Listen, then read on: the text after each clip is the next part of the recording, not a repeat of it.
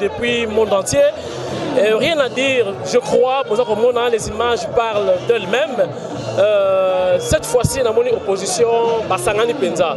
Parce que dans mon parti politique, presque nous allons représenter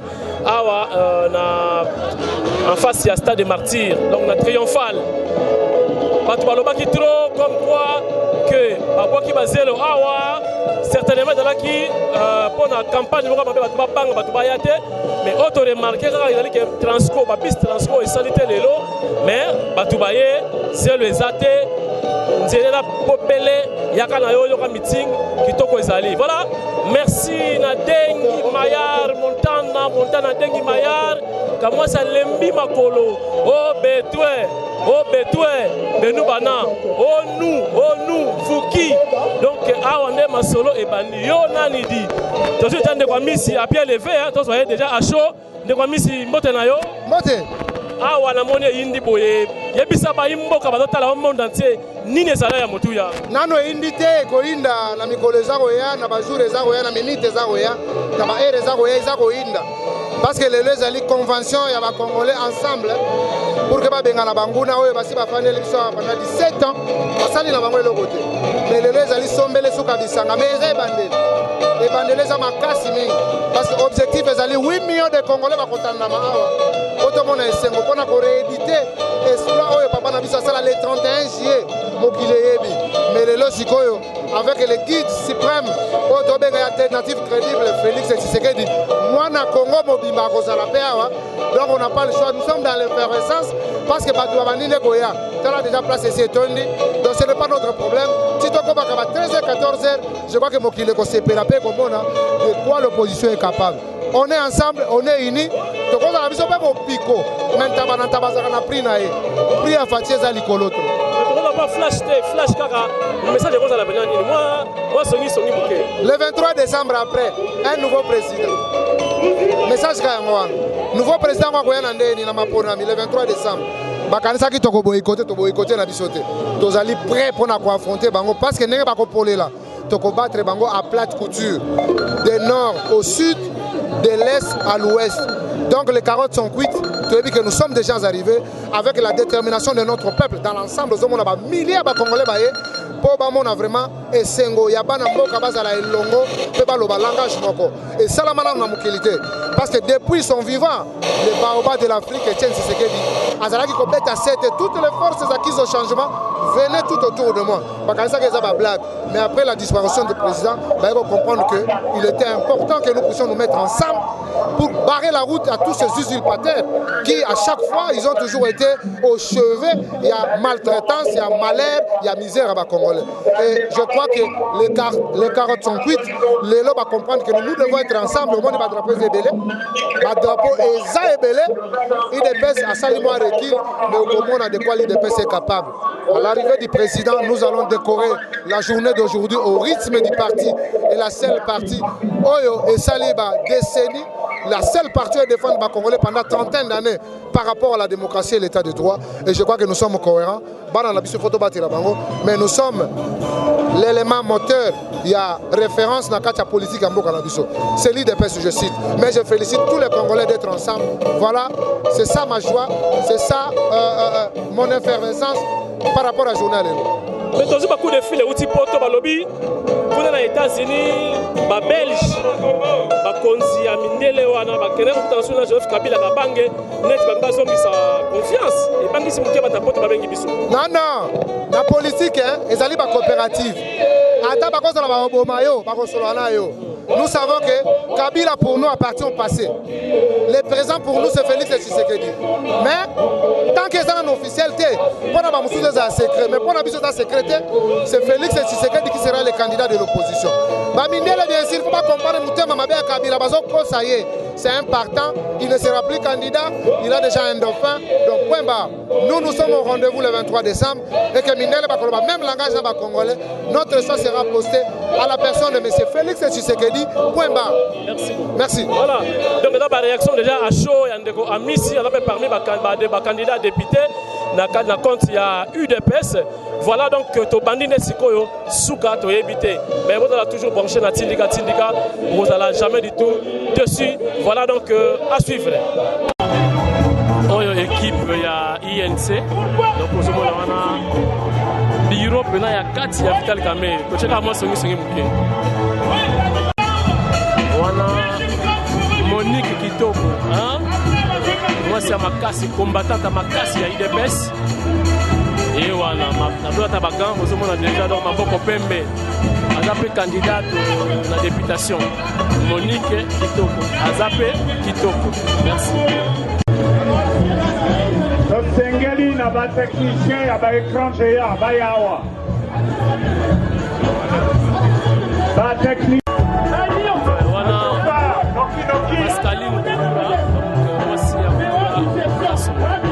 on appelle candidate. C'est IDPS.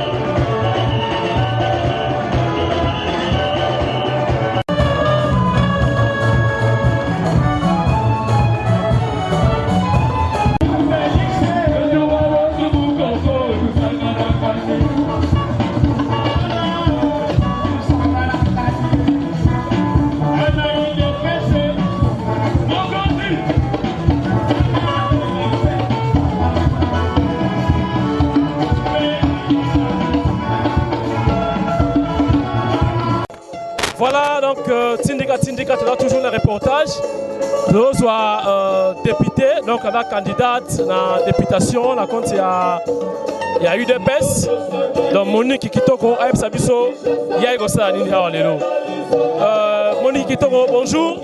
Bonjour Ndeko, Papi Kamwisa, Tindika. Bon, Aïbi Ketango Tindikaka, Makambwa bien toujours et Zakape Congo et Bongo Nakape Lobelinango. Oui, Nga Monique Kitoko, secrétaire national adjoint chargé de communication, information et médias, candidate députée dans la circonscription ya Moamba. Nazali awa, bonyomo mozomo nandenge na tombo ile boko nanga. Bona kola kisama boko pembe. Awa biso tolandi président na biso Félix Antoine Tshilombo Tshisekedi. Mwana mboka oyo abomate, aibate, bakanga ete, asale loko ambabete, azambongo akanyaka te. Lokona lingaki kosangana na elongo na baninga.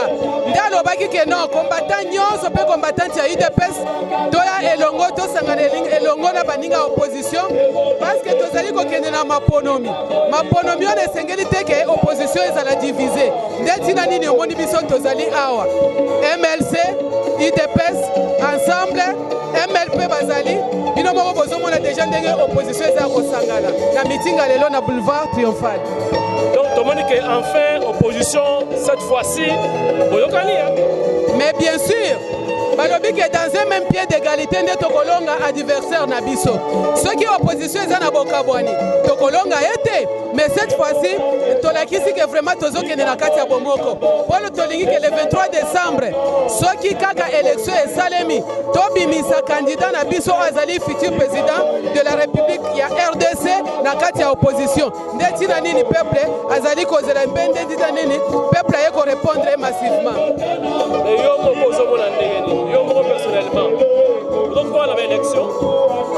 Mais bien sûr, biso ngana koloba parce que ngana zo représenter UDPS.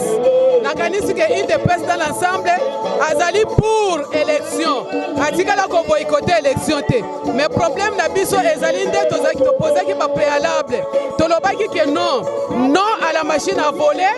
Non, na makambo etali fichier électoral, tozo senga peke ndenge ezali wana makambo nyonso wana machine na biso tolingi yango te parce que ezo favoriser tricherie na haut niveau. Nde yango tozali kosenga elongo na baninga tozala liloba moko tondimi élection kasi pona machine à voler tolingi yango te. Mais est-ce que des fois élection ça la mi awa sans machine. Mais il y a toujours l'avantage, il y a pouvoir. Est-ce que ça va le machine? Voyez-vous que l'opposition a gagné? Il y a solo ndeko, même constitution en boka ezali koloba boy. Machine wana soki peuple oyo okende kovota maîtriser yango nano malamu te esengeli balongola yango. Nakanisi bomonaki meme bandeko balekaki wana. Nakoki kopesa exemple ya ndeko Mbemba ntango akitaka awa yaka alekaka kuna asalaka 6 minutes atunaka bango soki nga nasali 6 minutes. Bon, combien de votants oyo bakobima par jour? Eloko wana tomoni ke na effectif ya ba électeur bango nyonso bako voter te. Ceux qui bazali 100 personnes, peut-être 10% bien 20% de bako voter. Mais ba mosusu na bako tika la libanda. Yango la tozo senga ke bazali service ba bulletin. Avec les bulletins de vote, tokoza na facilité cette fois-ci ya kolandela makambo nyonso na mulongo, pe tricherie e kozala te. Merci. Merci de compagnie. Voilà. Il a qui bongo futur honorable. Donc Monique Kitoko, donc à suivre Tindika toujours la terre, à suivre.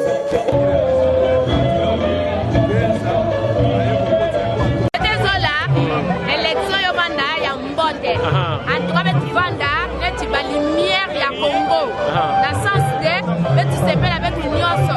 Quel vene bo kusa betu mbasi yokumambidinga bidana bidai. En tout cas betu souffrir tangwanda. Betu leva betu kuna suka betu l'élection yobanda clair betu mona clair sans élection. Vous mettez la machine à voter. Machine à vote yobanda ya clair. Yobanda be ya tripotage. On met sur la machine, on met sur la machine fait. Machine yobanda fait. Machine yobanda fait. Machine yobanda fait betu zola betu bonama tira ya betu zola. Shiba pembe. Nge président nge nani? Président na Ben. Ya parti na Ben. Muzito. Ah Muzito ah. Lemo na Muzito. Ina tata na mobaya makila. Mwabi buya ni beti kidu na munya kupa. Donc Muzito yani mevanda diaka fait na Palu.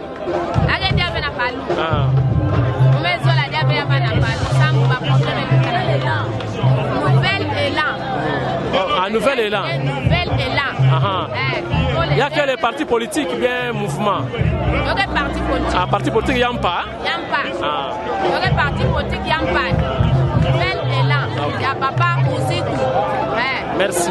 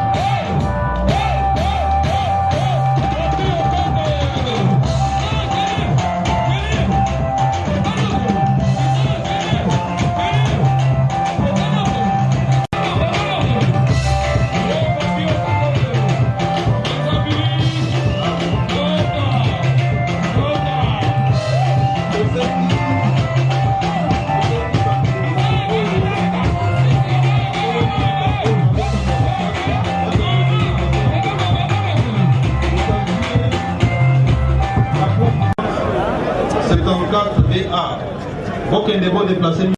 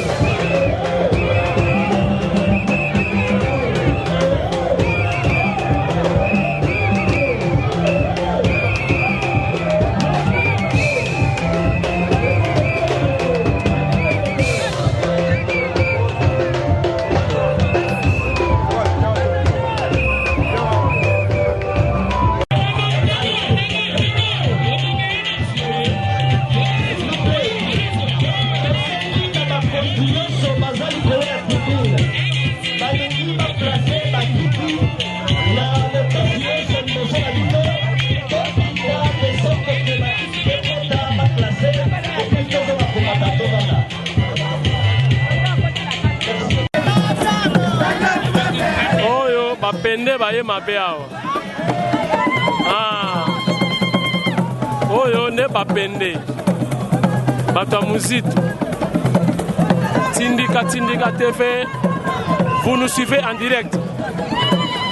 Échangera coup tout est.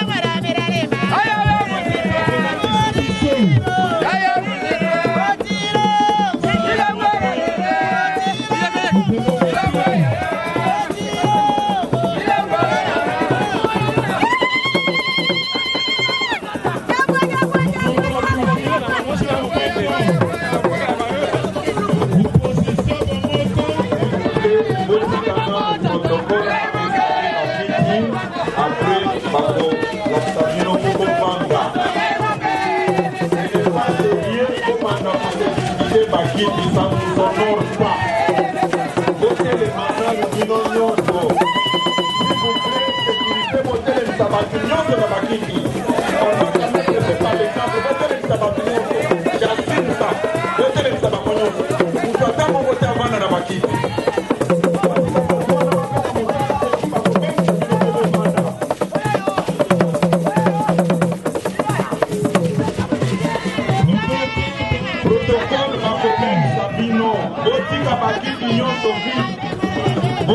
Quand même que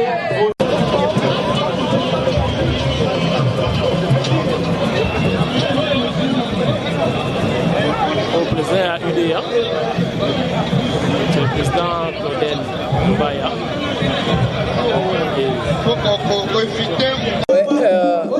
Honorable, quel est le grand message que vous avez aujourd'hui à donner au peuple congolais?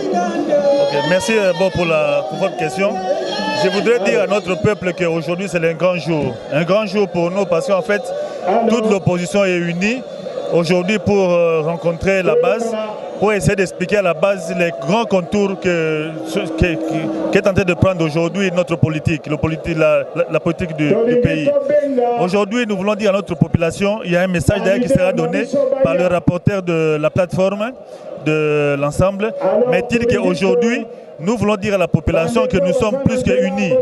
Notre souci, c'est de dégager une candidature commune à la présidentielle et nous devons aussi exiger la suppression de la machine à voter, qui est une machine de vol pour voler nos voix. Et nous voulons aussi dire à notre peuple qu'il faut que le peuple réclame des élections plus qu'inclusives. Parce que vous savez qu'aujourd'hui, il y a des candidats qui n'ont pas pu présenter leur candidature. En fait, des dignes fils du pays qui ont été exclus de cette candidature. Mais là, nous voulons dire à notre population que nous devons toujours être soudés. Nous aurons un candidat unique et nous allons battre à plate couture le candidat de la majorité. Nous sommes très forts et nous serons toujours très forts. Oui.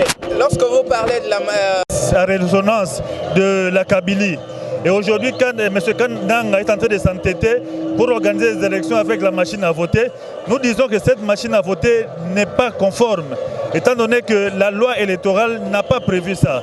Et aussi, nous avons dit que cette machine, c'est une machine de tricherie. Donc pour nous, cette machine doit être écartée. Et quant au constat des experts, nous disons qu'ils ont donné leur point de vue et nous devons savoir qu'ils ont donné des recommandations. Il y a eu 15 recommandations que les experts ont données, tout juste pour montrer que cette machine-là, elle n'est pas conforme. Et si elle est appliquée, c'est une machine qui va entraîner le chaos dans le pays. Donc nous demandons à M. Nanga aujourd'hui de revenir sur sa décision.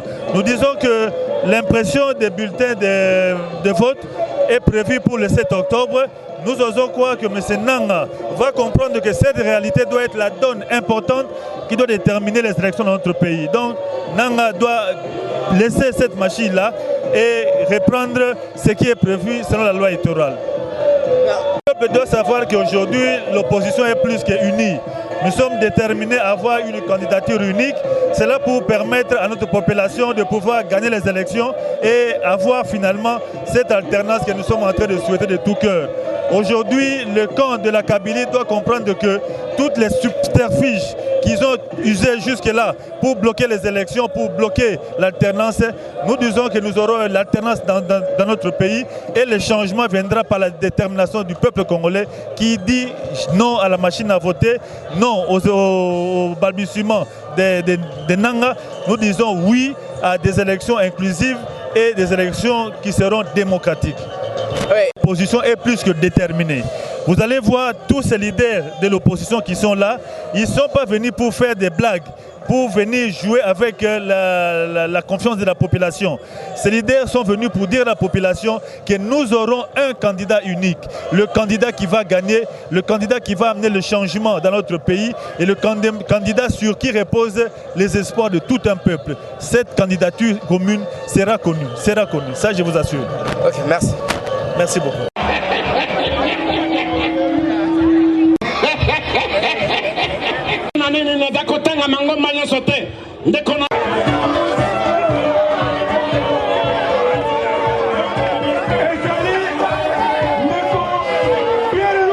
Pierre Lumbi,